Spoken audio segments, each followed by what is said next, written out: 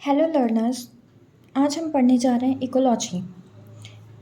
ये जो लेक्चर है ये TGT, PGT, KVS, GIC, UP triple SP, AIPMT, state PMT सारे ही एग्ज़ाम्स के लिए बहुत बेनिफिशियल है। तो आज हम स्टार्ट करेंगे इकोलॉजी से।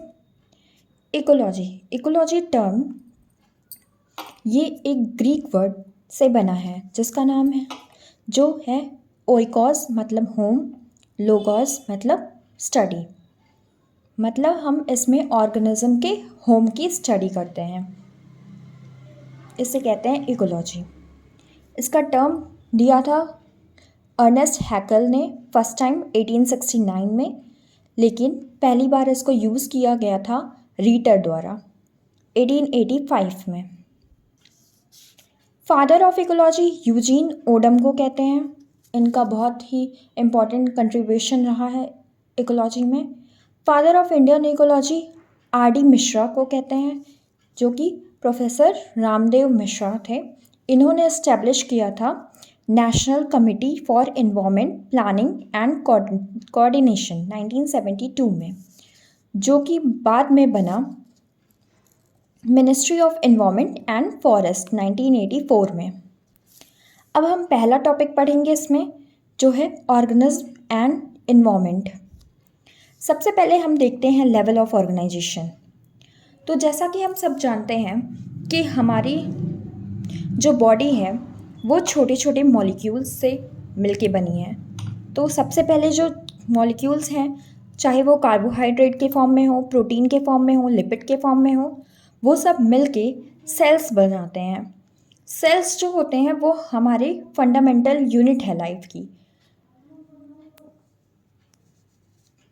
और सेल्स मिलके टिश्यू बनाते हैं। टिश्यू बहुत सारे टाइप के हो सकते हैं, जैसे epithelial tissue, nervous tissue, muscular tissue, connective tissue. इसके बारे में हम आगे टिश्यू सिस्टम में पढ़ेंगे। फिर टिश्यूज़ मिलके ऑर्गन बनाते हैं, जैसे कि लिवर, किडनी, स्टमक। ऑर्गन्स मिलके ऑर्गन सिस्टम बनाते हैं, digestive system, respiratory system etcetera. Organ system से ऑर्गेनिज्म बनता है, ऑर्गेनिज्म से पॉपुलेशन बनती है, human population, bird population. Population मिलके कम्युनिटी बनाती है, plant community, microbe community. Community मिलके इकोसिस्टम बनाता है। Ecosystem first time ecosystem term किसने दिया था? ए.जी. टैंसले ने। ए.जी. टैंसले इन्होंने दिया था इकोसिस्टम टर्म। इकोसिस्टम टेम्परेरी भी हो सकता है और परमानेंट भी हो सकता है। टेम्परेरी इकोसिस्टम के एग्जाम्पल हैं जैसे कि एक्वेरियम, एग्रीकल्चरल फील्ड, ये सब कुछ टाइम के लिए ही रहते हैं, तो इन्हें टेम्परेरी इकोसिस्टम। यहाँ तक कि एक छोटी सी वाटर की ड्रॉप वो भी इकोसिस्टम हो सकती है, उसमें भी छोटे छोटे माइक्रोब्स प्रेजेंट होते हैं। परमानेंट इकोसिस्टम जैसे कि लेक, पॉन्ड, फॉरेस्ट, ये परमानेंट इकोसिस्टम है। फिर इकोसिस्टम मिलके बायोम बनाते हैं, जिनके बारे में हम आगे पढ़ेंगे। और बायोम मिलके बायोस्फीयर, या बायोस्फीयर को ही हम इकोस्फीयर कहते हैं। तो इकोस्फीयर का फॉर्मेशन करते हैं। तो एक बार फिर से हम रिवाइज कर लेते हैं लेवल ऑफ ऑर्गेनाइजेशन। मॉलिक्यूल से सेल्स, सेल्स से टिश्यू, टिश्यू से ऑर्गन, ऑर्गन से ऑर्गन सिस्टम, ऑर्गन सिस्टम से बना ऑर्गेनिज्म, ऑर्गेनिज्म से पॉपुलेशन, पॉपुलेशन से कम्युनिटी, कम्युनिटी से इकोसिस्टम, इकोसिस्टम से बायोम, और बायोम से बायोस्फीयर। यहाँ पे जो पॉपुलेशन है ये एक ही कम्युनिटी की पॉपुलेशन भी हो सकती है, एक ही स्पीशीज़ की पॉपुलेशन भी हो सकती है, या फिर अलग अलग स्पीशीज़ की भी पॉपुलेशन हो सकती है। अब हम पढ़ते हैं नेक्स्ट टॉपिक, जो कि है इसी में हम फर्दर डिवाइड करते हैं कि हम इकोसिस्टम को डिफाइन कर सकते हैं, बायोम को डिफाइन कर सकते हैं as a group of ecosystem. हम बायोम को डिफाइन कर सकते हैं as a group of ecosystem. उसी तरह कम्युनिटी को डिफाइन कर सकते हैं as a group of population. तो हमेशा हम हायर लेवल को लोअर लेवल से डिफाइन कर सकते हैं। Like group of organs is organ system, group of community is ecosystem, Group of ecosystem is biome. So we can define it. अब हम हमारे आसपास के जितने भी क्वेश्चन हैं हमारे सराउंडिंग के, वो सब उन सब को हम आंसर कर सकते हैं with the help of ecology. Ecology की अंडरस्टैंडिंग बहुत ज़रूरी है हमें जानने के लिए कि हमारे आसपास क्या हो रहा है.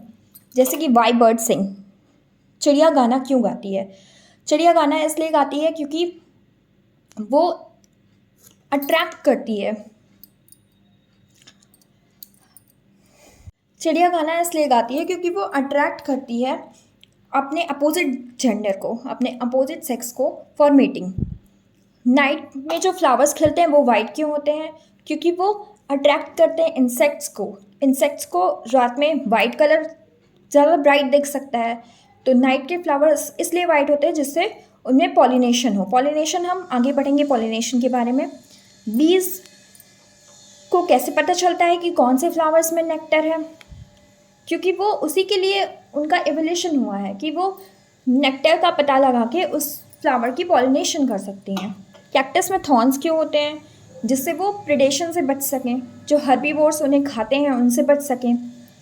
या फिर वो मॉडिफिकेशन होते हैं लीव्स के. कैक्टस में के थॉर्न्स लीव्स के मॉडिफिकेशन होते हैं जिससे कि वो वाटर कंजर्व कर सकें.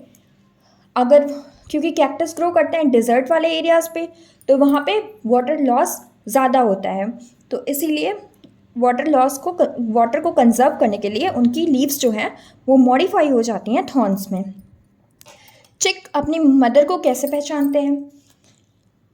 बर्ड्स और मैमल्स, हम आगे पढ़ेंगे. बर्ड्स मैमल्स में पेरेंटल केयर बहुत इम्पॉर्टेंट होता है. पेरेंटल केयर शो करते हैं ये एनिमल्स, इसलिए ये चिक जो है वो अपने मदर को रिकॉग्नाइज कर लेते हैं. अब इकोलॉजी जो होता है वो इंट्रैक्शन होता है एबायोटिक एंड बायोटिक कंपोनेंट्स का. एबायोटिक कंपोनेंट मतलब फिजिकल कंपोनेंट, जैसे कि सॉयल, वाटर, एयर, मिनरल्स. मतलब ये लिविंग नहीं है लेकिन इनकी ज़रूरत पड़ती है हमें सर्वाइव करने के लिए. जो बायोटिक कंपोनेंट होते हैं इनको बायोलॉजिकल कंपोनेंट्स भी कहते हैं. इसमें प्लांट्स, एनिमल्स, माइक्रोब्स आ जाते हैं. और ये जो होते हैं ये लिविंग होते हैं. फिर अडेप्टेशन का क्या मतलब होता है? अडेप्टेशन का मतलब होता है कि परमानेंट चेंज जो एनिमल्स और प्लांट में होता है, जो कि उनके इन्वायरमेंट के लिए बहुत सूटेबल होता है और उनको सर्वाइव और रिप्रोड्यूस करने में हेल्प करता है. जैसे कि हमने अडाप्ट किया, हम 2 पैरों से चलना सीखा ताकि हम अच्छे से, जो चेंजेस होते हैं ये अर्थ के टिल्ट की वजह से होते हैं, झुकाव की वजह से होते हैं.